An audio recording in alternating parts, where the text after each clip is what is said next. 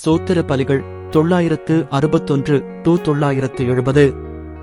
961 உன்னோடு வழக்காடுகிறவர்களோடு நான் வழக்காடி உன் பிள்ளைகளை இரட்சித்துக் கொள்வேன் என்ற வாக்குக்காக சோத்திரம்.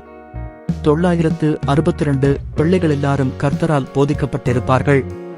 உன் பிள்ளைகளுடைய சமாதானம் பெரிதாயிருக்கும் என்ற வாக்குத்தத்தத்திற்காக சோத்திரம்.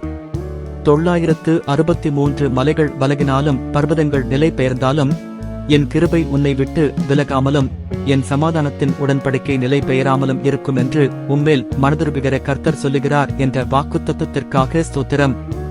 964 என் கிருபை உனக்கு போதும், பலவீனத்திலே என பலம் பூரணமாய் விளங்கும் என்ற வாக்குத்தத்தத்திற்காக ஸ்தோத்திரம்.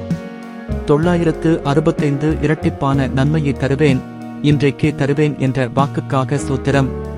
966 சிங்கக்குட்டிகள் தாழ்ச்சியடைந்து பட்டினியாயிருக்கும், கர்த்தரை தேடுகிறவர்களுக்கோ ஒரு நன்மையும் குறைவுபடாது என்ற வாக்குத்தத்தத்திற்காக ஸ்தோத்திரம். 967 நான் உனக்கு போதித்து நீ நடக்க வேண்டிய வழியை உனக்கு காட்டுவேன், உன் மேல் என் கண்ணை வைத்து உனக்கு ஆலோசனை சொல்லுவேன் என்ற வாக்குத்தத்தத்திற்காக ஸ்தோத்திரம். 968 ஆபத்து காலத்தில் என்னை நோக்கி கூப்பிடு, நான் உன்னை விடுவிப்பேன், நீ என்னை மகிமைப்படுத்துவாய் என்ற வாக்குக்காக ஸ்தோத்திரம்.